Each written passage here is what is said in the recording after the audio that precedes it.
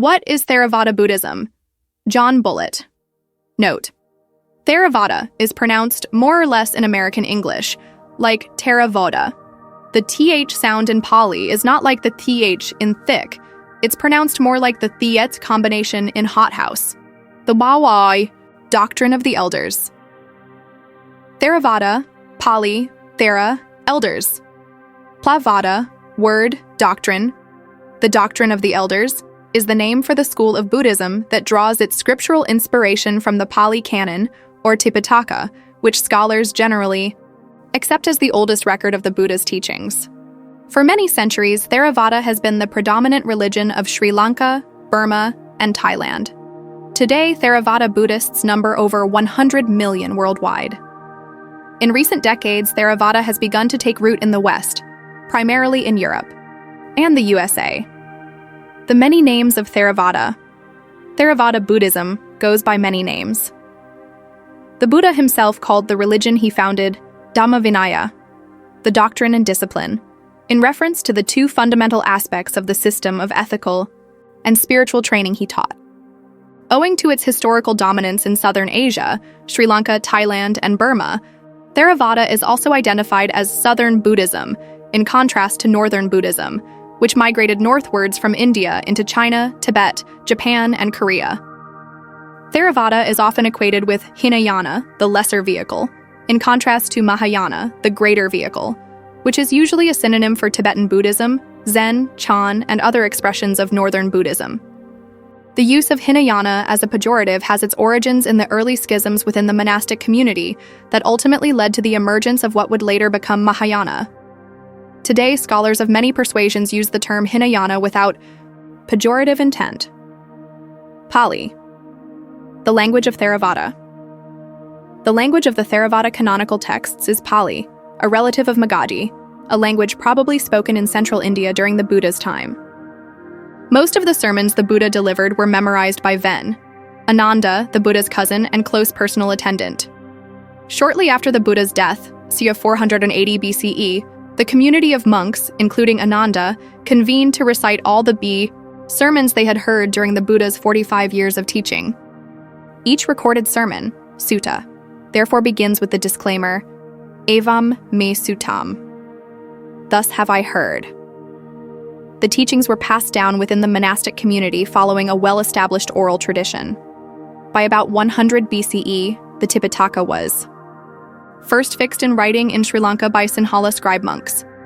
Of course, it can never be proved that the Pāli Canon contains the actual words uttered by the historical Buddha, and there is ample evidence to suggest that much of the canon does not. The wisdom the canon contains has nevertheless served for centuries as an indispensable guide for millions of followers in their quest for awakening. Many students of Theravāda find that learning the Pali language, even just a little bit here and there, greatly deepens their understanding of the path of practice. A brief summary of the Buddha's teachings.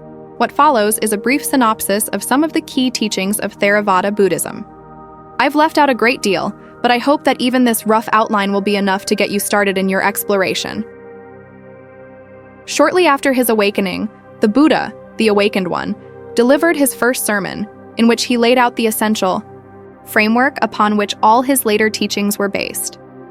This framework consists of the Four Noble Truths, four fundamental principles of nature, Dhamma, that emerged from the Buddha's honest and penetrating assessment of the human condition, and that serve to define the entire scope of Buddhist practice. These truths are not statements of belief.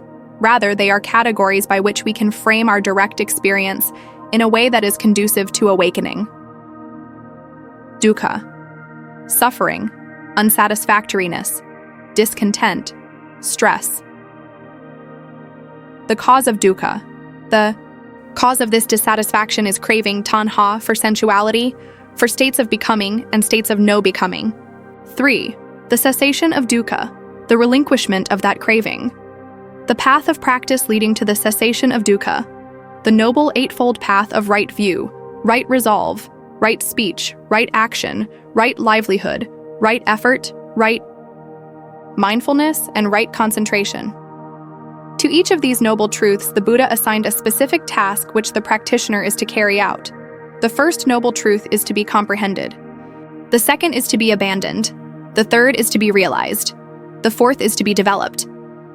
The full realization of the third noble truth paves the way for the direct penetration of Nibbāna, Sanskrit nirvana, the transcendent freedom that stands as the final goal of all the Buddha's teachings. The last of the noble truths, the Noble Eightfold Path, contains a prescription for the relief of our unhappiness and for our eventual release, once and for all, from the painful and wearisome cycle of birth and death, samsara, to which, through our own ignorance, avidya, of the Four Noble Truths, we have been bound for countless aeons. The Noble Eightfold Path offers a comprehensive, practical guide to the development of those wholesome qualities and skills in the human heart that must be cultivated in order to bring the practitioner to the final goal, the supreme freedom and happiness of Nibbāna. In practice, the Buddha taught the Noble Eightfold Path to his followers according to a gradual system of training, beginning with the development of sila, or virtue, right speech, right action, and right livelihood, which are summarized in practical form by the 5 precepts, followed by the development of samadhi, or concentration and mental cultivation, right effort, right mindfulness, and right concentration, culminating in the full development of pans, nya, or wisdom, right view, and right resolve. The practice of dana, generosity, serves as a support at every step along the path, as it can help erode the heart's habitual tendencies towards craving, and as it can teach valuable lessons about the causes and results of one's actions, karma. Progress along the path does not follow a simple linear trajectory. Rather, development of each aspect of the Noble Eightfold Path encourages the refinement and strengthening of the others, leading the practitioner ever forward in an upward spiral of spiritual maturity that culminates in awakening. Seen from another point of view, the long journey on the path to awakening begins in earnest with the first tentative stirrings of right view, the first flickerings of wisdom by which one recognizes both the validity of the First Noble Truth and the inevitability of the law of karma, Sanskrit karma, the universal law of cause and effect. Once one begins to see that harmful actions inevitably bring about harmful results, and wholesome actions ultimately bring about wholesome results, the desire naturally grows to live a skillful, morally upright life, to take seriously the practice of sila. The confidence built from this preliminary understanding inclines the follower to place an even greater trust in the teachings. The follower becomes a Buddhist upon expressing an inner resolve to take refuge in the Triple Gem, the Buddha, both the historical Buddha and one's own innate potential for awakening, the Dhamma, both the teachings of the historical Buddha and the ultimate truth towards which they point, and the Sangha, both the monastic community that has protected the teachings and put them into practice since the Buddha's day, and all those who have achieved at least some degree of awakening. With one's feet thus firmly planted on the ground by taking refuge, and with the help of an admirable friend, Kalyanamitta, to help show the way, one can set out along the path, confident that one is indeed following in the footsteps left by the Buddha himself. Buddhism is sometimes naively criticized as a negative or pessimistic religion and philosophy. After all, so the argument goes, life is not all misery and disappointment. It offers many kinds of joy and happiness. Why then this pessimistic Buddhist obsession with unsatisfactoriness and suffering? The Buddha based his teachings on a frank assessment of our plight as humans. There is unsatisfactoriness and suffering in the world. No one can argue this fact. Were the Buddha's teachings to stop there, we might indeed regard them as pessimistic, and life as utterly hopeless. But, like a doctor who prescribes a remedy for an illness, the Buddha offers hope, the third noble truth, and a cure, the fourth. The Buddha's teachings thus give cause for an extraordinary degree of optimism in a complex, confusing, and difficult world. One modern teacher summed it up well: Buddhism is the serious pursuit of happiness. The Buddha claimed that the awakening he rediscovered is accessible to anyone willing to put forth the effort and commitment required to pursue the Noble Eightfold Path to its end. It is up to each of us individually to put that claim to the test. Theravāda comes west. Until the late 19th century, the teachings of Theravāda were little known outside of Southern and Southeast Asia, where they had flourished for some 2.5 millennia. In the last century, however, the West has begun to take notice of Theravāda's unique spiritual legacy and teachings of awakening. In recent decades, this interest has swelled, with the monastic Sangha from the various schools within Theravada, establishing dozens of monasteries across Europe and North America. In addition, a growing number of lay meditation centers in the West, operating independently of the Sangha, currently strain to meet the demands of laymen and women, Buddhist, and otherwise, seeking to learn selected aspects of the Buddha's teachings. The turn of the 21st century presents both opportunities and dangers for Theravada in the West. Will the Buddha's teachings be patiently studied and put into practice so that they may be allowed to establish deep roots in Western soil for the benefit of many generations to come? Will the current popular climate of openness and cross-fertilization between spiritual traditions lead to the emergence of a strong new form of Buddhist practice unique to the modern era? Or will it simply lead to the dilution and confusion of these priceless teachings? These are open questions. Only time will tell. Fortunately, the Buddha left us with some very clear and simple guidelines to help us find our way through the perplexing maze of purportedly Buddhist teachings that are available to us today.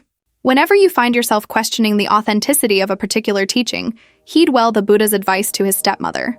The qualities of which you may know, these qualities lead to passion, not to dispassion, to being fettered, not to being unfettered, to accumulating, not to shedding, to self-aggrandizement, not to modesty, to discontent, not to contentment, to entanglement, not to seclusion, to laziness, not to aroused persistence, to being burdensome, not to being unburdensome. You may definitely hold, this is not the Dhamma, this is not the Vinaya, this is not the teacher's instruction. As for the qualities of which you may know, these qualities lead to dispassion, not to passion, to being unfettered, not to being fettered, to shedding, not to accumulating, to modesty, not to self-aggrandizement, to contentment, not to discontent, to seclusion, not to entanglement, to aroused persistence, not to laziness, to being unburdensome, not to being burdensome. You may definitely hold, this is the Dhamma, this is the Vinaya, this is the teacher's instruction. And faith. The truest test of these teachings, of course, is whether they yield the promised results in the crucible of your own heart. The Buddha presented us with a challenge. It is up to each of us individually to put that challenge to the test. What is Theravada? Maung Kyauk, Sain one of the Pāli words. Gaining popularity in our country nowadays is Theravada. You hear the word in Buddhist meetings and read it in Dhamma magazines. The government and the people alike use it fondly wherever and whenever occasion arises. What then is Theravada? The following is my humble attempt to explain the word grammatically, historically, and doctrinally. Grammatically, the word Theravada is a compound of two members, Thera and Vada. Thera means elder, especially an elderly Buddhist monk. Here it stands for the inflected form Theranam, of the elders. The second member, Vada, coming from the root vad, to speak, signifies speech, talk, word, doctrine, or even ism. The word Theravada is frequently translated into English, the doctrine of the elders. Sporadic translations are the way of the elders and the school of the elders. Even old wisdom school is met with. Most probably the word first appears as the name of a Buddhist school in the Dipavamsa, the earlier chronicle of Sri Lanka, dating the 4th century AD. The name is echoed in the Mahavamsa, the later but the better known and more important chronicle of the 5th century. But it is the commentaries and the sub-commentaries on the canonical texts that the name is defined, and their definitions may be summed up as follows. Only the texts, Pāli, that were formulated at the first two councils are to be known as Theravada, for they were safeguarded and handed down by such great elders as Mahakassapa and others. They were so named in order to distinguish them from the views of the dissident Mahasanghika school. Historically, the history of Theravada as a school of Buddhism should begin with a quick survey of the life of Gautama Buddha himself. He was born as a Sakyan prince at a place near the Himalayas about 600 years BC. Grieved at the ills of life such as old age, sickness, and death, he renounced the world at the age of 29 and started seeking the way to Nibbāna, extinction of all forms of suffering. At 35, he achieved his goal and became Buddha. He then carried out his teaching mission for 45 years. At 80, he attained Nibbāna, total extinction, which is the Buddhist way of expressing his demise. Just before that event, he left a message to his cousin and attendant monk, Ananda, part of which being, "When I am gone, the Dhamma, doctrine, and Vinaya, discipline, that I have taught and laid down shall be your teacher." This implies that the Buddha did not want to appoint any person to succeed him on his demise. The two great disciples, Sariputta and Moggallana, had already passed away. But Mahakassapa, who enjoyed the good reputation of being the third disciple, was alive. But even a man of his stature would not become the Buddha's successor. By this injunction, the Buddha made it clear that only his Dhamma and Vinaya would adequately and effectively serve as the sole guide to his followers. Dhamma-Vinaya, therefore, was the designation given by the Master himself to his twofold teaching, Pāvakana, about the time of his Parinibbāna.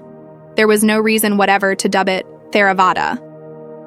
When the first council was held at Rajagaha 3 months after the Buddha's demise with the noble aim of consolidation, the Dhamma-Vinaya, before righteousness, fades away and before unrighteousness shines forth. The council was presided over by Mahakassapa, whose questions on the Vinaya and the Dhamma were answered by Upali and Ananda respectively. The answers were confirmed by 500 monks, who recited both in unison and passed on from teacher to pupil, orally. The name Theravada remained unheard of, at least publicly. It that Buddhism, as one whole body with its original designation of Dhamma-Vinaya, stood in full bloom all over India. A century later, the Second Council was held at Vaisali under the collective leadership of Yasa, Rivata, and Sabakami to discuss the 10 points, which in fact were the Buddha's certain disciplinary ruler, relaxed and practiced by imprudent Vajrayan monks.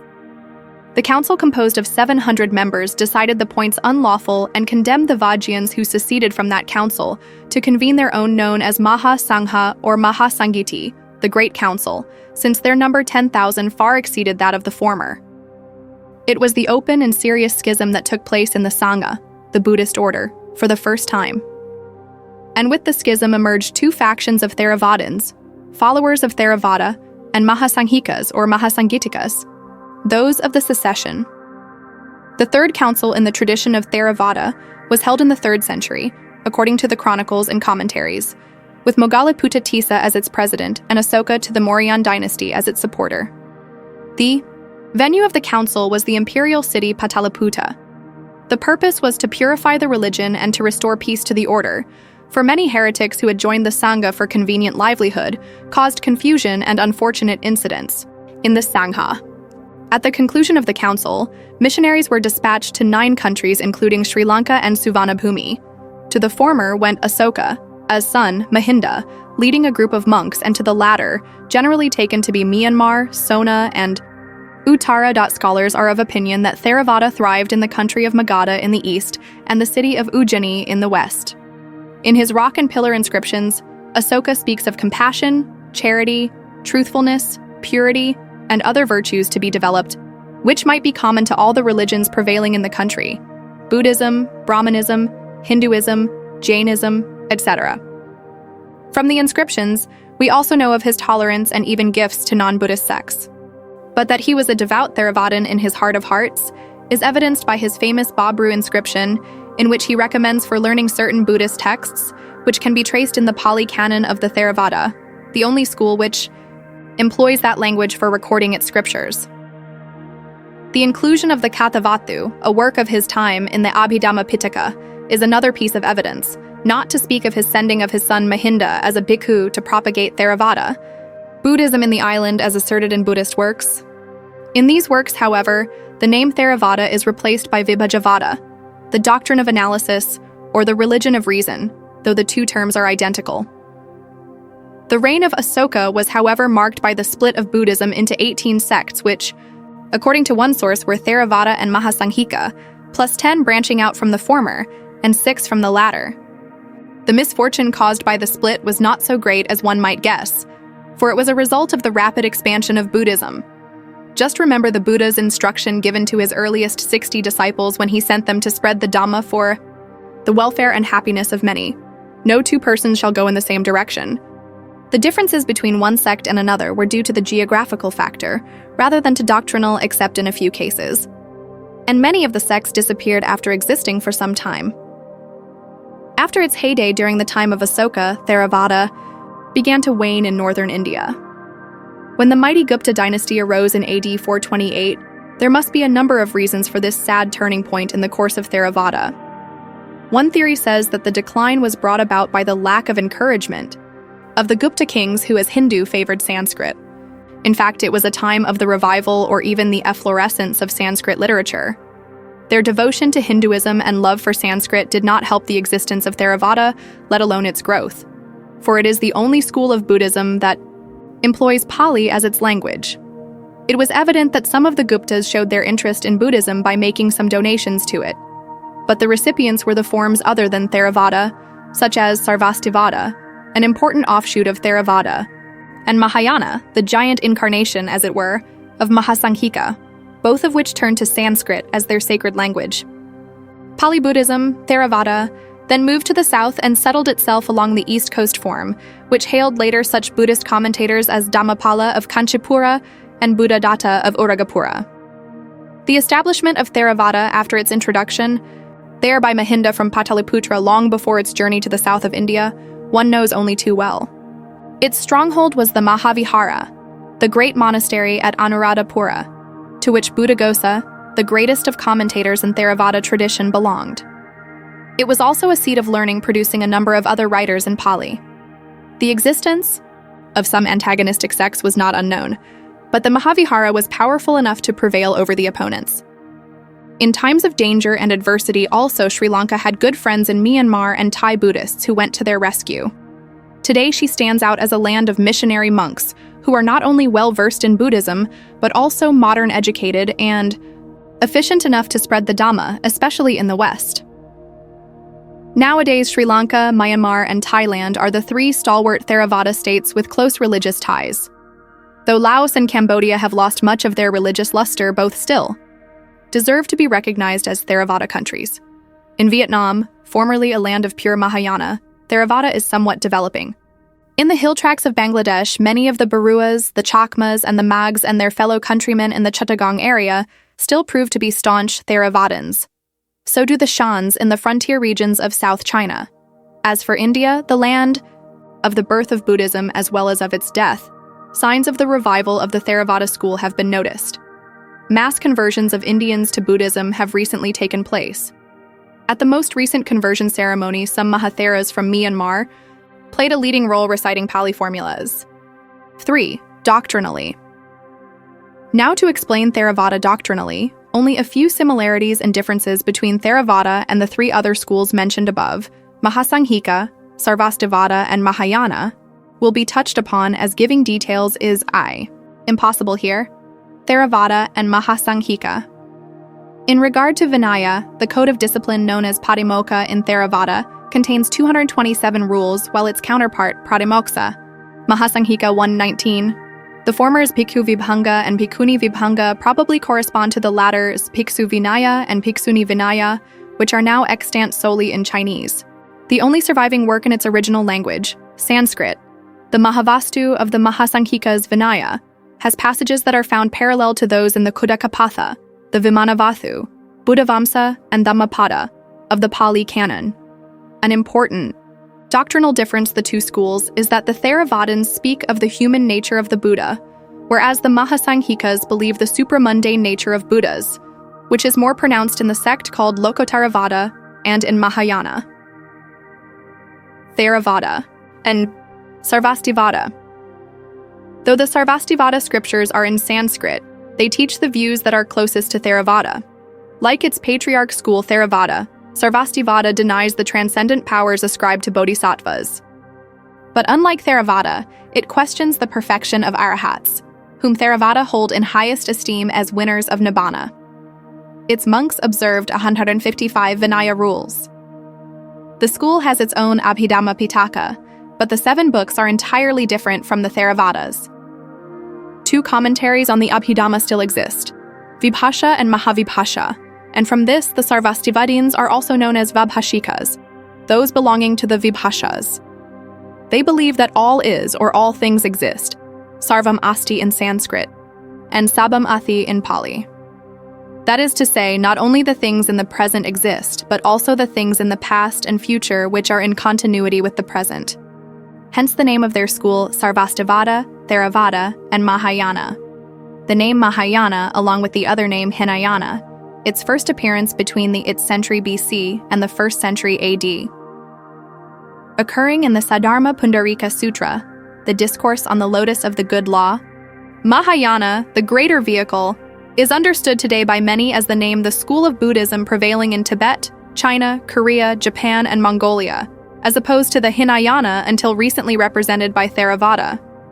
Mahayana covers all forms Buddhism prevalent in those countries, as it has incorporated many of the view held by the sects that had branched off from Mahasanghika and have disappeared now. The master who gave a clear definition to this school, known sometimes as Northern Buddhism, was Nagarjuna, of the 2nd century AD. In common with their brethren, the Theravadins, they believe the Four Noble Truths, the Eightfold Noble Path, the dependent origination, the 3 characteristics of existence, and a number of other basic tenets. Above all, both the schools accept Gautama Buddha as their teacher.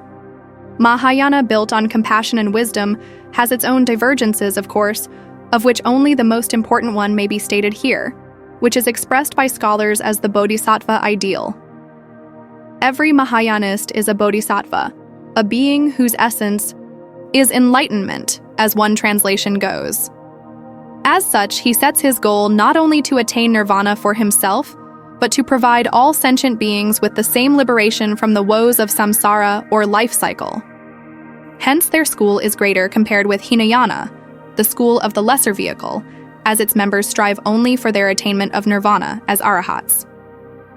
The World Fellowship of Buddhists decided unanimously in Colombo in 1950 that the term Hinayana should be eliminated when referring to the Theravada school of Buddhism.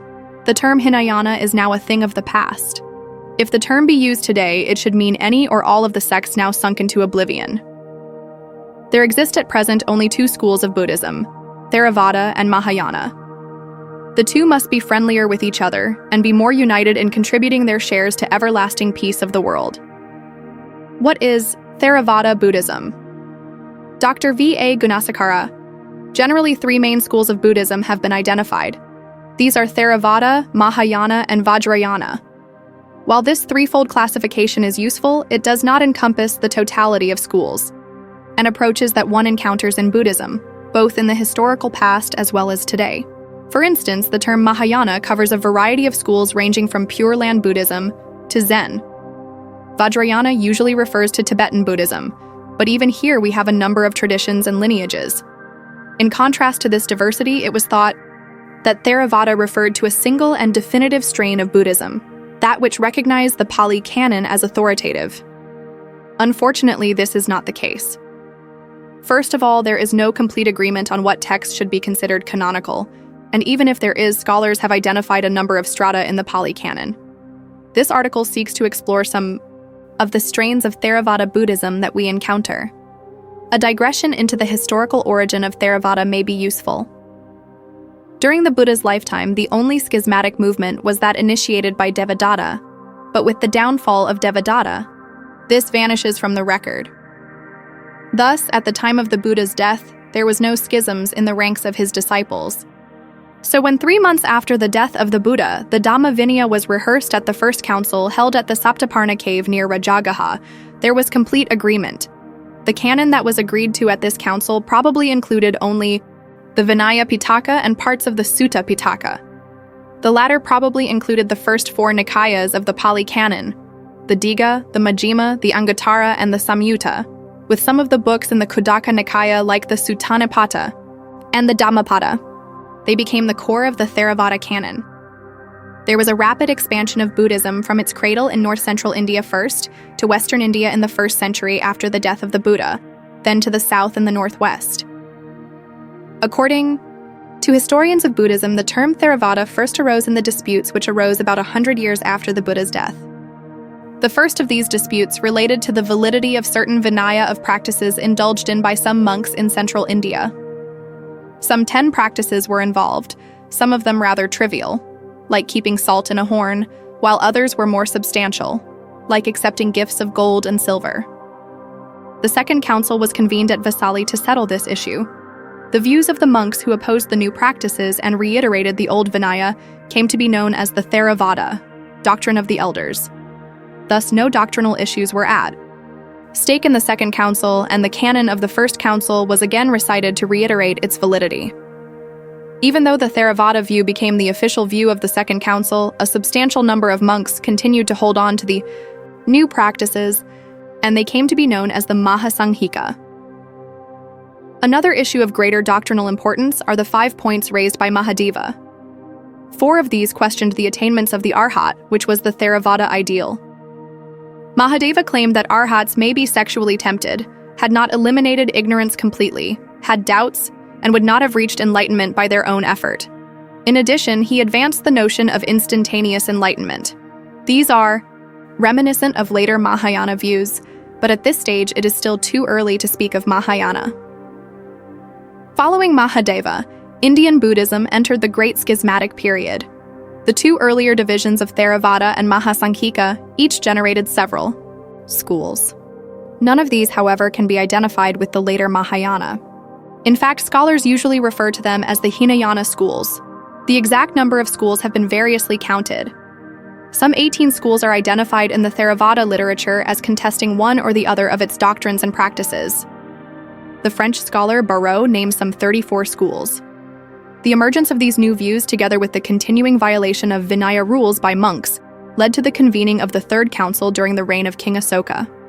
Moggaliputta Tissa, Thera, who was the leading monk behind this council, wrote the Kathavatu to refute the new views put forward, and the monks violating the Vinaya were expelled from the Sangha.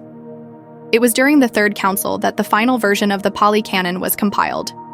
It added a whole new Piṭaka, the Abhidhamma, as well as several new books, the Khuddaka Nikaya. It is this enlarged canon which was taken to Sri Lanka by the Arahat Mahinda in 246 BCE. It was committed to writing in Sri Lanka in the year 110 BCE at the Aluvihara Monastery, thus freezing it for all time. Whether the original Buddhism should be confined only to the Dhamma-Vinaya, or whether it should include the entirety of the Pāli Canon as it now stands, has been the subject of some debate. The term Theravāda is sometimes used to denote the canon as it emerged in the Third Council, while the canons of the First and Second Canon are sometimes referred to as original or primitive Buddhism.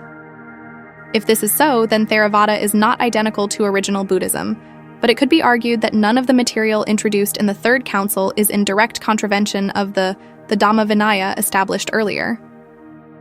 In India itself, New Pali texts came to be composed long after the Third Council. These include the Milinda Panha, which is highly regarded by Theravadins, and in Burma is actually included in the canon. After this, Theravāda Buddhism entered a phase of decline in India. However, by this time, Theravāda Buddhism had been established in Sri Lanka. It was here that the canon was first committed to writing, with the compilation of the commentaries, mainly through the efforts of Buddhaghosa. Theravāda Buddhism entered a new phase. The classic statement of Theravāda as it stood at this time is contained in the Visuddhimagga, the Path to Purity, also written by Buddhaghosa Thera. This represents the final form of Theravāda.